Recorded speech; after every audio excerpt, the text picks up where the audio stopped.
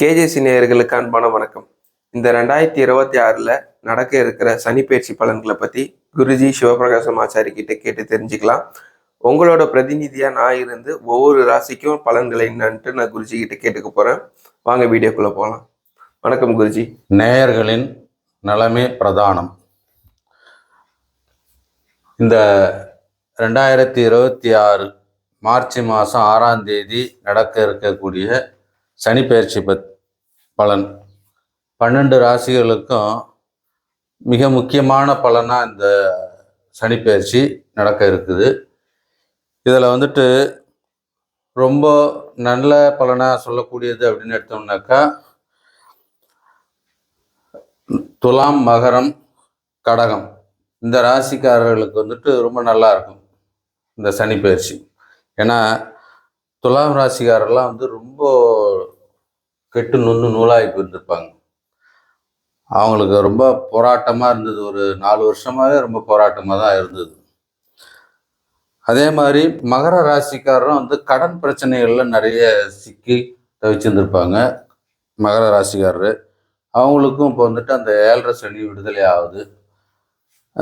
கடக ராசிக்காரருக்கு அதே மாதிரி அஷ்டம சனி, அவமானங்கள், கெட்ட பேர், வண்டி வாகனங்களில் சேதங்கள் ஏற்படுறது, இப்படி நிறைய கஷ்டங்கள்லாம் அனுபவிச்சுருப்பாங்க.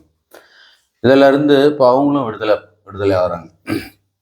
இந்த 3 ராசிக்காரர்களுக்கும் மிக நன்மையாக இருக்கக்கூடிய ராசிகளாக அமைஞ்சிருக்குது இந்த சனிப்பெயர்ச்சி. சுமாரான பலன் அப்படின்னு எடுத்தோம்னாக்கா ரிஷபம், மிதுனம், கடகம், துலாம், விருச்சிகம், மகரம் இவங்களுக்கெல்லாம் கொஞ்சம் சுமாராக இருக்கும். ரிஷப ராசிக்காரர்களுக்கு அதாவது 7.5 சனி தாக்கத்துக்கு தேவையான அடிப்படைகளை இப்போ எச்சரிக்கை கொடுக்குற மாதிரி வரும்.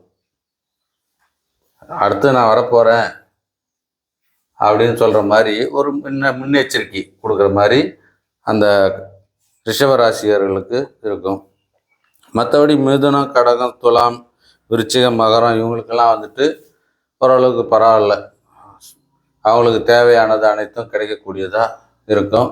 நற்பலனாகவே இருக்கும் இந்த 2.5 வருஷம். ரொம்ப பாதிப்பாக இருக்கக்கூடிய ராசிகள் எது அப்படின்னு எடுத்தோம்னா கும்பம், மீனம், மேஷம் இந்த 3 ராசிக்காரர்களுக்கும் கொஞ்சம் பாதிப்பு அதிகமாக தான் இருக்கும். 7.5 சனி நடக்குது அவங்களுக்கு. கும்பராசிக்காரர்களுக்கு எடுத்தோம்னா உடல் சனின்னு இருந்து பாத சனியாக மாறுறாங்க. மீன ராசிக்காரர்களுக்கு உடல் சனியாக மாறுது. மேஷ ராசிக்காரர்களுக்கு சிரசு சனியாக மாறுது. இப்படி 7.5 ஆண்டுகள், 2.5 வருஷம் ஒவ்வொரு ராசிக்கும் கணக்கு. இப்போ கும்பராசியில் 2.5 வருஷம் இருந்தார். அந்த 2.5 வருஷம் உடல் சனியாக இருந்தார். இப்போ அந்த உடல் சனியிலேருந்து பாத சனியாக மாறுறார் கும்பராசிக்காரர்களுக்கு. மீன ராசிக்காரர்களுக்கு இப்போ உடல் சனி, உடல் ரீதியாக உடல் உபாதைகள் கொடுக்கக்கூடியதாக இருக்கும். மேஷராசியார்களுக்கு சிரசு சனி அப்படின்னும் போது அவங்களுக்கு வேலைவாய்ப்புகள்லையோ இல்லை தொழில் செய்யக்கூடிய நிறுவனங்கள்லையோ இல்லை குடும்ப பிரச்சனையோ ஏதோ ஒரு சூழலில் அவங்களுக்கு மண்டை பிச்சுக்கிற மாதிரி ஒரு டார்ச்சல் மாதிரி இருக்கும். அதுதான் அந்த சிரசு சனியினுடைய தாக்கம். அது எந்த ரீதியாக அவங்களுக்கு வச்சுக்கிறாங்களோ அந்த ரீதியாக தான் தொடர்புகள் ஏற்படும். ஒரு வியாபார ரீதியாக ஒருத்தர் தொடர்பு வச்சுருக்காரு அப்படின்னாக்கா அந்த வியாபாரத்தில் கொடுக்கல் வாங்கல ஏமாற்றம் இருக்கலாம். இல்லை பொருள் கொடுத்த பொருள் வராமல் தேங்கி நிற்கலாம். இப்படி ஒரு உதாரணத்துக்காக சொல்கிறேன் நான். அந்த அவங்கவுங்க என்ன தொழிலில் ஈடுபட்டிருக்காங்களோ அதை பொறுத்து அவங்களுடைய நிலைகள் மாறும். இந்த 3 ராசிக்காரர்களுக்கும் 7.5 சனி நடந்துட்டு இருக்குது. அடுத்தது சிம்ம ராசிக்காரர்களுக்கு கண்டச்சனியாக இருந்தது 2.5 வருஷம். இந்த கண்டச்சனியிலிருந்து இப்போ அஷ்டம சனியாக மாறுறாரு. கண்டச்சனியாக இருந்தப்போ என்ன ஆகுது அப்படின்னாக்கா கூட ராகு, கேது, சனி எல்லாம் கூட்டு கிரகமாக இருந்தாங்க சிம்ம ராசிக்கு 7ஆம் இடத்துல. அப்போ கூட்டு கிரகமாக இருக்கும்போது என்ன அப்படின்னா சூன்யத்தில் அகப்பட்ட மாதிரி ஒரு சூழல் உருவாகக்கூடியது. அவங்களுக்கு என்ன செய்ய போகிறோன்றது திக்கு தெரியாமல் நிலை, மதிமயங்கி நிற்கக்கூடிய நிலை மாதிரி இருந்திருக்கும். ஆனாலும் சிம்ம ராசிக்கு பொறுத்த வரைக்கும் இந்த சிவன கோளாறுன்றதெல்லாம் வந்துட்டு கிட்ட நெருங்காது. சிம்ம ராசிக்காரர் மட்டும் ஒரு விதிவிலக்கு. சிம்ம ராசி சிம்ம லக்னத்தில் பிறந்திருக்காங்க அப்படின்னா அவங்க வந்து எதுலையுமே அகப்பட மாட்டாங்க. கூடுமான வரைக்கும் எல்லாத்தையும் வெல்லக்கூடியதாக தான் அந்த சிம்ம ராசிக்காரர்கள் அமைஞ்சிருப்பாங்க. அதனால் அவங்களுக்கு அதிக பாதிப்புகள் இருக்கிறது கொஞ்சம் கஷ்டமாக தான் இருக்கும். ஆனால் இப்போ வரக்கூடிய அஷ்டம சனி கண்டிப்பாக பாதகத்தை உண்டு பண்ணும். எந்த வகையில் அந்த பாதிப்பு இருக்கும்? அஷ்டம சனின்றது வந்துட்டு ஏஜ் வாரியாக சொல்லலாம்.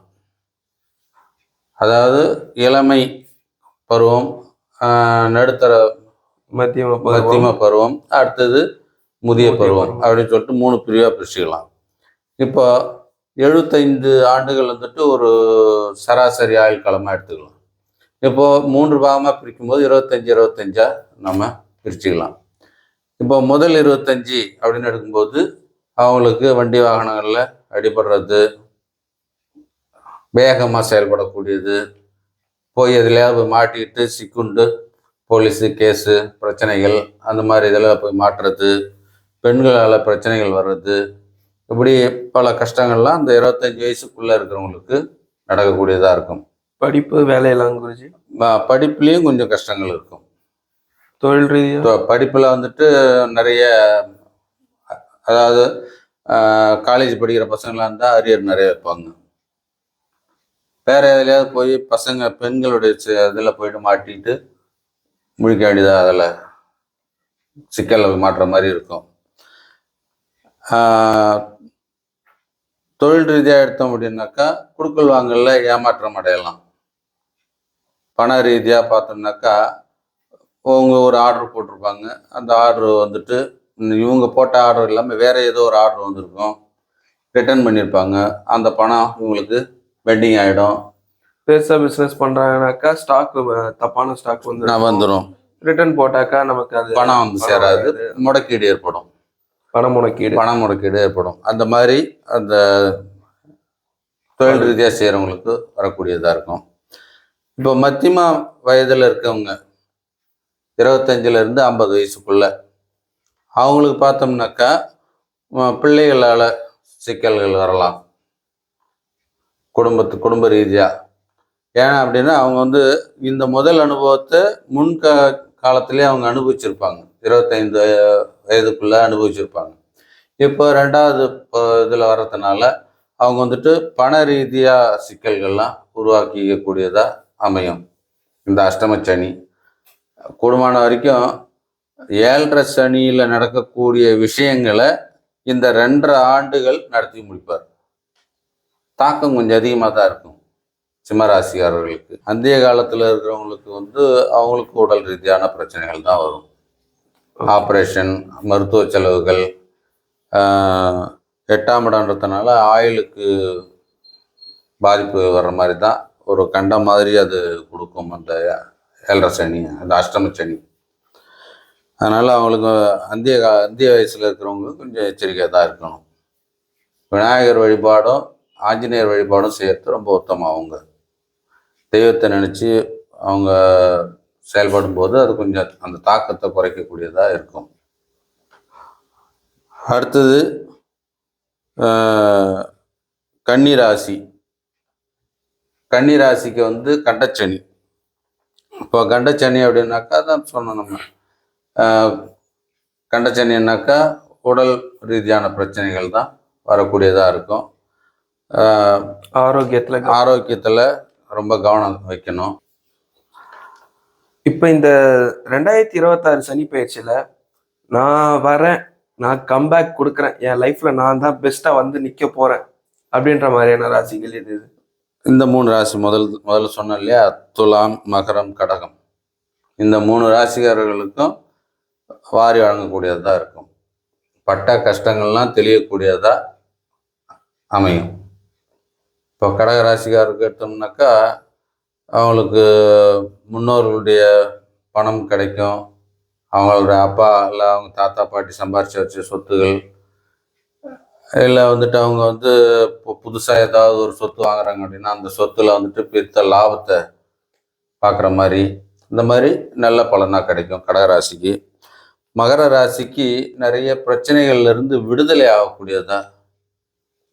அவங்க நிறைய அந்த 7.5 வருஷம் அனுபவிச்சிருப்பாங்க கஷ்டங்கள்லாம். அப்பா இதுல இருந்து ஒரு நிம்மதியாக விடுதலை கிடைச்சிது, பெரிய போராட்டத்திலேருந்து மீண்டு வந்துட்டோம் அப்படின்ற மாதிரி தான் அந்த மகர ராசிக்காரர்களுக்கு இருக்கும். துலா ராசிக்காரர்களுக்கு வந்து அது மாதிரி எடுத்தோம்னா தாய் வழி பிரச்சனைகள், அப்புறம் வந்து சொத்து பிரச்சனைகள், உடல் ரீதியாக நடந்த பிரச்சனைகள், இப்படி இதெல்லாம் வந்துட்டு நிவர்த்தி ஆகக்கூடியதாக அவங்களுக்கு அமையுது. இந்த இப்போ வந்திருக்கிற சனி வந்து இவங்களுக்கெல்லாம் நற்பலனாக கொடுத்துருவார். அதே தாய் வழியிலேருந்து அவங்களுக்கு தேவையானது கிடைக்கும், உடல் தேறி வந்துடுவாங்க. குருஜி இப்ப பாத்தீங்கன்னாக்கா சூரியன், ராகு, செவ்வாய், புதன் மகரத்துல கூட்டு கிரகமாவும், ஆமா, அதே மாதிரி மீனத்துல சுக்கிரனும் சனியும் இணைஞ்சிருக்காங்க. இந்த அமைப்பு எந்த ராசிக்கு நல்ல உயர்வை கொடுக்க போகுது, எந்த ராசிக்கு பாதகத்தை கொடுக்க போகுது? உயர்வு அப்படின்னு எடுத்தோம்னாக்கா மிதுன ராசிக்காரர்களுக்கு வந்து உயர்வு கிடைக்கும். சுக்கிரனும் சனியும் 2 நட்பு கிரகம். இப்போ அந்த சுக்கிரன் வந்து எடுத்தோம்னாக்கா மிதுன ராசிக்கு 5 கூடையவர், 5 12 கூடையவர் மிதுன ராசிக்கு. அப்போ 5 12 கூடையவர் அப்படின்னும்போது உயர்கல்வி, உயர் பதவி, சுகபோகங்கள், 12ஆம் இடம் போது சுகபோகங்கள், இதெல்லாம் கொடுக்கக்கூடியவராக அந்த சனியும் சுக்கிரனும் சேர்றது நற்பலனாக கொடுக்கக்கூடியவராக அமைகிறார். அந்த சனி வந்துட்டு மிதுன ராசிக்கு 8 9 கூடையவராக ஆகிறார், பாக்கியாதிபதியாகவும் அவர் வர்றார். அதனால அவங்களுக்கு நல்ல பலன் உண்டு. இந்த ஆண்டு வந்துட்டு யார் யாருக்கெல்லாம் வந்து திருமணம் தடை நீங்கி கல்யாணம் நடக்கிறதுக்கான வாய்ப்பு இருக்கு? திருமண தடை நீங்கி கல்யாணம் நடக்கணும்னா சிம்ம ராசிக்காரர்களுக்கு இப்போ உடனே திருமணம் கூடக்கூடியதா அமையும். அவங்களுக்கு அந்த அர்க்காஷ்டம சனி வந்து எதுவும் பாதகம் கொடுக்காதா? கொடுக்காது. எதனால? இது வந்துட்டு இது வரைக்கும் ராகுக்கு அது கூட சம்மந்தப்பட்டு அந்த சனி இருந்தார் இல்லையா, இப்போ அந்த சனி வந்துட்டு விலகி போறாரு. குரு பலம் இருந்து கூட அவங்களுக்கு திருமணம் தடைப்பட்டு நின்று வந்திருக்கும், சிம்ம ராசிக்காரர்களுக்கு கும்பராசிக்காரர்களுக்கும். இப்போ அந்த தடைகள் நீங்கி இப்போ திருமணம் கைகூடி வரும். சிம்ம ராசிக்காரர்களுக்கும் கும்பராசிக்காரர்களுக்கும் 2 பேருக்குமே அது நடக்கும். அதே மாதிரி குருஜி இன்னொரு டெம்ப்ளேட் பார்த்தேன். அது எப்படின்னாக்கா, முன்னை இட்ட தீ முப்புறத்திலே, பின்னை இட்ட தீ தென்னிலங்கையில், அன்னை இட்ட தீ அடிவயிற்றிலே, யாமும் இட்ட தீ முழுக முழுக முழுக. அந்த மாதிரி ஒரு பர்சனை எல்லாரும் சேர்ந்து ரொம்ப டார்ச்சர் பண்ணிட்டே இருக்காங்க. அந்த பர்சன் இப்ப ரிவெஞ்ச் எடுக்க போறாரு, அதாவது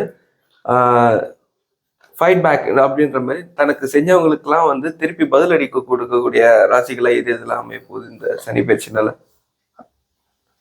அதாவது இது நீங்க கேக்குறது பார்த்தா வன்மம் மாதிரி தெரியுது. வன்மம் அப்படின்றதுக்கு இல்ல, யார் யாரெல்லாம் வந்து அந்த ஸ்ட்ரகிள்ஸை எதிர்த்து ஃபைட் பண்ண போறாங்க அப்படின்றதுக்கு. இப்போ கொடுத்ததை நான் திருப்பி கொடுப்பேன் அப்படின்னு கேட்குற மாதிரி தான் இருக்குது அது. அது அந்த மாதிரி நம்ம வந்துட்டு சொல்லணும்னா கூடுமான வரைக்கும் எடுத்தோம்னாக்கா மகர ராசிக்காரர்கள் வந்து மனசுக்குள்ளேயே வச்சிருந்து கழுத்து இருக்கக்கூடிய ஆள்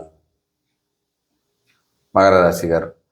அவங்க வந்துட்டு இது வரைக்கும் நீ என்ன எனக்கு கொடுத்தீங்களோ அது திருப்பி கொடுக்குற அப்படின்ற மாதிரி தான் ஒரு கேஸ் வழியாக அவங்க ஃபைட் பண்ணியிருந்திருப்பாங்க, இல்லை வந்து தொழில் ரீதியாக ஃபைட் பண்ணியிருந்திருப்பாங்க, இல்லை வந்துட்டு வேற ஏதோ ஒரு சூழலில் வெளி மனிதர்கள்கிட்ட ஃபைட் பண்ணியிருந்திருப்பாங்க.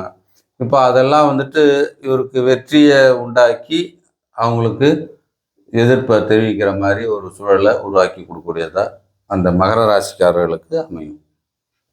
ஏன்னா அவங்க தான் வந்துட்டு அந்த வன்மத்தை மனசுக்குள்ளேயே வச்சிருந்து அவங்க வெளிப்படுத்தக்கூடியவங்களா இருப்பாங்க. இன்னொன்று சொல்லிட்டா, உள்ளிருந்து அறுக்கமாம் ஊழ்வினை.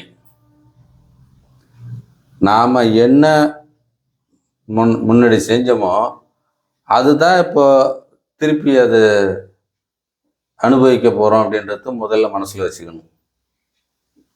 பூமராங் மாதிரி ஆமாம், நம்ம என்ன போடுறோமோ அதுதான் திருப்பி திருப்பி வரும். அப்போ நீ வந்துட்டு அதை சரி அவங்க வந்து நடத்திட்டு போயிட்டாங்க அப்படின்னு விட்டுட்டனாக்கா உனக்கு பின்னாடி அந்த பிரச்சனைகள் வரப்போறது கிடையாது. நீ இப்போ திருப்பி அதுக்கு அடிச்சனாக்கா மறுபடியும் திருப்பி நான் 2வது தடவை வருவேன் அப்படின்னு சொல்றாரு சனி பகவான். வக்கரமாவார் இல்ல, அப்போ வக்கரமாகும் போது திருப்பி அந்த வேலையை கொடுப்பாருல்ல, அதுதான். இந்த கடக ராசிக்கு இப்ப இந்த சனி பயிற்சி எப்படி இருக்கும் குருஜி? கடகத்துக்கு வந்துட்டு அஷ்டம சனியிலிருந்து விடுதலை ஆகிறார். அவங்கெல்லாம் ரொம்ப படாத பாடுபட்டுட்டாங்க. ரொம்ப அவமானம், பொருள் இழப்பு, அப்படி நிறைய இதெல்லாம் அனுபவிச்சுருந்துருப்பாங்க. அதுலேருந்து இப்போ விடுதலை ஆகி நல்ல முன்னேற்றத்துக்கு வருவாங்க. வருவாய் பெருக்கம்லாம் ஏற்படும், தொழில் ரீதியாக முன்னேற்றம் ஏற்படும், பிள்ளைகளால் நன்மைகள் ஏற்படும், தந்தையினுடைய உடல் பிரச்சனைகள்லேருந்து விடுதலை ஆகி அவங்களும் நல்ல இது வரும். அவங்களுடைய பிதிராழி வழி சொத்துக்கள் வந்து சேரக்கூடியதாக இருக்கும்.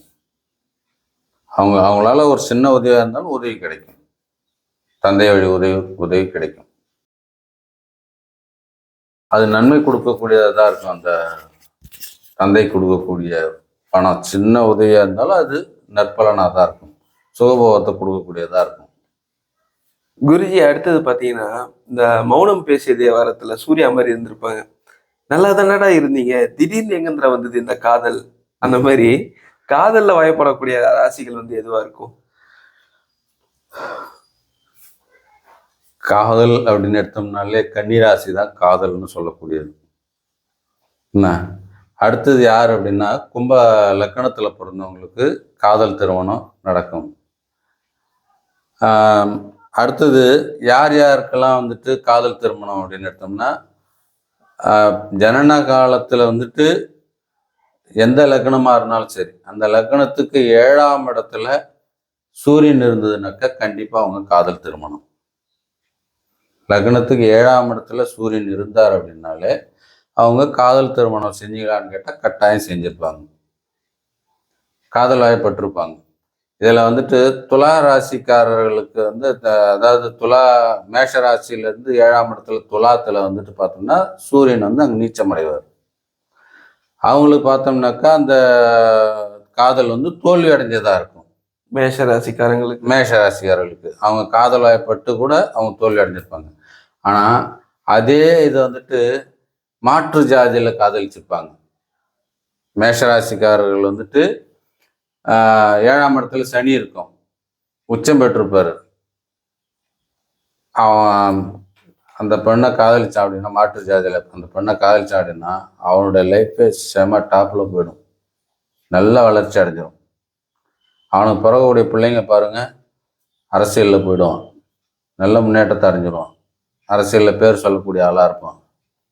அந்த மாதிரி ஒரு நல்ல டாப்பர் யார் அப்படின்னு கேட்டோம்னாக்கா, மேஷராசியில் இப்போ மேஷ லக்னமும் மேஷராசியிலே பிறந்து அவனுக்கு 7ஆம் இடத்துல சனி உச்சம் பெற்றிருந்தார் அப்படின்னா, அவனுக்கு பிறக்கக்கூடிய பிள்ளைங்க அரசியலில் இல்லை அரசு ஊழியர்களாவோ அல்லது அரசு சார்ந்த ஒரு தொழிலில் அவன் மேல் பதவியில் தான் இருக்கக்கூடியவனா இருப்பான்.